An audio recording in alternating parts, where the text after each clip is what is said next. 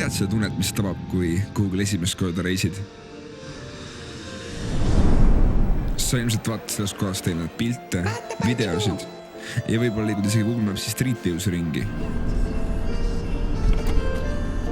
Ometi kohale jõudes on see täiesti teistsugune, kui sa ette kujutasid. Täpselt sama olukord oli ka meil Maltal. Seega ei osanud me midagi kindlat oodata. Samas mures meist küll keegi paistnud olevat. Aga mingid plaanid olid meil kõigil. Kes tahtis rannas vedeleda? Kes laeva tuutu lasta? Kes tantsida? Ja kes lihtsalt õlut juua?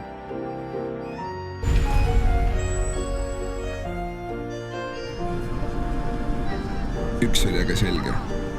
Meil kõigil oli ühine soov puhata ja relaxida.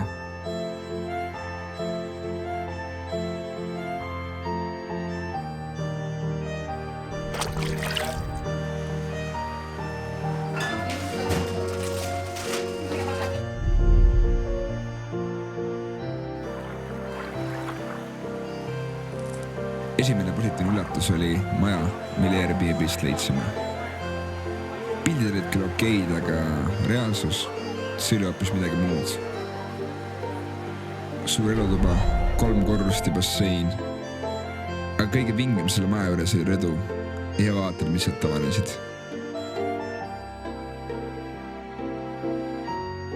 Pealegi, meil võttis päris hästi vastu. Suurte pakkudega ja põhe.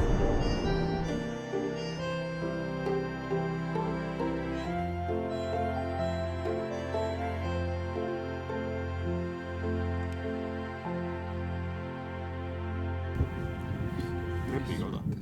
Mis trepikoda? Trepi peal saab panna tuleb tulema.